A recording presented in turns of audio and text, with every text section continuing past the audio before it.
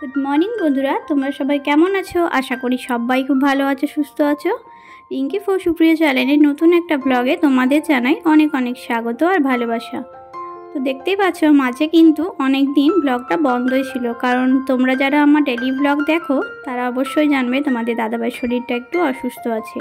ওই কারণে মাঝে আবার বেশি অসুস্থ হয়ে পড়ায় ব্লগ কিন্তু দিতে পারিনি। তবে এখন তোমাদের দাদাভাই আগের চেয়ে অনেকটাই সুস্থ আছে। তো দেখতে পাচ্ছ অনেক দিনের ব্লগ কিন্তু জমেছিল, তো ভাবলাম এখন তো অনেকটা সুস্থ আছে, চলো ব্লগগুলো তোমাদের শেয়ার করি। তো দেখতে পাচ্ছ তোমাদের দাদাভাইকে তখন নিয়ে গিয়েছিলাম সিটি স্ক্যান করাতে। ডক্টর যেটা বলেছিল লাস্ট একটা রিপোর্টও করতে হবে, সেটাই করাতে নিয়ে এসেছিলাম। আর সেদিনের আবহাওয়া ছিল প্রচণ্ড খারাপ, ঝড় বৃষ্টিতে আমরা হসপিটালে অনেকক্ষণ আটকে পড়েছিলাম, প্রায় 3টের সময় দেখো, তবুও কিন্তু বৃষ্টি হচ্ছিল। তো সে সিটি স্ক্যান করাতে একজন গার্জেনের সাইন লাগবে এটা বলেছিল, তাই আমাকেও যেতে হয়েছিল। তো রিপোর্ট সব কিছু কনফার্ম করে এসে যখন বাড়ি আসি তখন বিকেল কি দুপুর 3টে পার হয়ে গিয়েছিল। তো আমাদের সারাদিন যেহেতু খাওয়া দাওয়া করা হয়নি, তো ঘরে সেরকম কিছু সবজিও ছিল না, ছিল মাত্র 2টো ডিম। তো সে কি করব, আলু আর ডিমটা ছিল বলে তো 2টো ডিম ভাবলাম চলো ঝোল, একটা ভাত তো করা যাবে। তো 3টের সময় আমি আবার স্নান টান করে রান্নাটা বসিয়ে দিয়েছিলাম। আর তোমাদের দাদাভাই যেহেতু সিটি স্ক্যান করাবে, তো সেহেতু কিছু খাওয়া দাওয়া করেনি। তো এদিকে দেখো ডিমের ঝোল আর ওল মাখা করেছিলাম।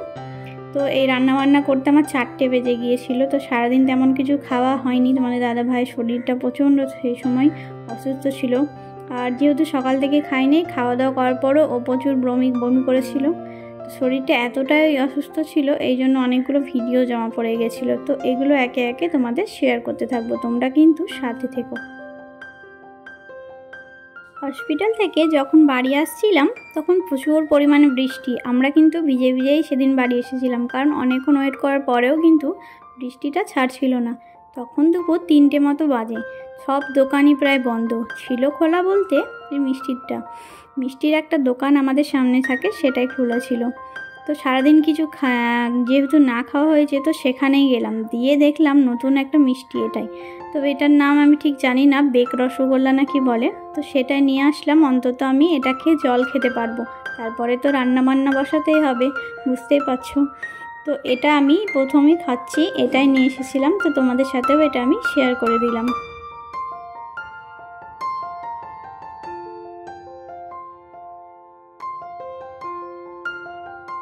তারপর বিকেলে আমরা একটু বাজার বেরিয়েছিলাম, কারণ তোমাদের দাদাভাইয়ের ওষুধপত্রগুলো কেনাকাটা করার ছিল। তো সেই সময় যেগুলো ঘরে শেষ হয়ে এসছে সেগুলো আমরা কেনাকাটা করেছিলাম। এই ধরো সয়াবিনটা শেষ হয়ে গেছিলো, নিয়ে এসেছিলাম, একটা বিস্কিট এনেছিলাম, আর একটা বডি ওয়াশ এনেছিলাম। এগুলোই টুকটাক কেনাকাটা করা ছিল, সেগুলোই এক পাকে আমরা ওষুধ কেনার সময় কিনে নিয়ে চলে এসেছিলাম।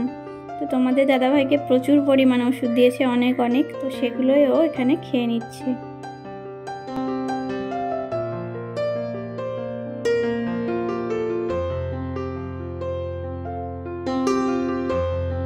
এখন কিন্তু ঘড়িতে 5:30 পৌনে 6টা এরকম বাজে।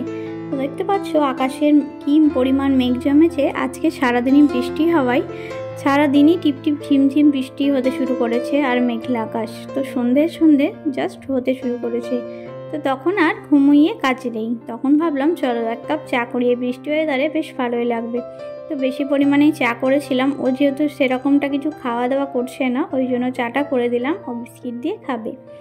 তো এদিকে দেখতে পাচ্ছ এটা কিন্তু নেক্সট মর্নিংয়ে, যেটা ও ডক্টরদের একটা কনসাল্ট করেছিল, সেখানে দেখাতে যাচ্ছিল। প্রচুর পরিমাণে সেদিন ঝড় বৃষ্টি, সকাল 6টা থেকে প্রায় 9টা অবধি কিন্তু টানা বৃষ্টি হয়েছিল। তো সেই বৃষ্টি মাথাতেই যখন একটু সামান্য কমেছিল তখনও বেরিয়েছিল, কিন্তু বেরাতে গিয়ে কি বিপদটাই না ঘটলো দেখো, সারা জামা কাদাময় হয়ে গেছে, প্লাস হাতটাও কেটে গিয়েছিল অনেকটা।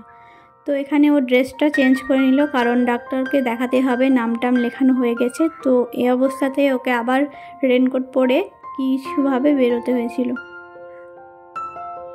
তো ডক্টর ওকে 14 দিনের মতো ওষুধপত্র দিয়েছে, সেটা ওকে খেতে হবে, দেখা যাক কতটা সুস্থ হতে পারে। তো এদিকে রাত্রেবেলায় বললামই তো দুপুরবেলা তেমন সবজি ছিল না, তো যেটাই ছিল সেটা আমি এখানে মিক্স করে সব কিছু ভেজে নিয়েছিলাম একসাথে। রাত্রে করেছিলাম গরম গরম রুটি, কারণ এটা ছাড়া তোমার দাদাভাইয়ের শরীরটা খারাপ, বলছিল রাতে এখন রুটি খাবে। তো আমি এটাই করেছিলাম ঘরে যেটা ছিল।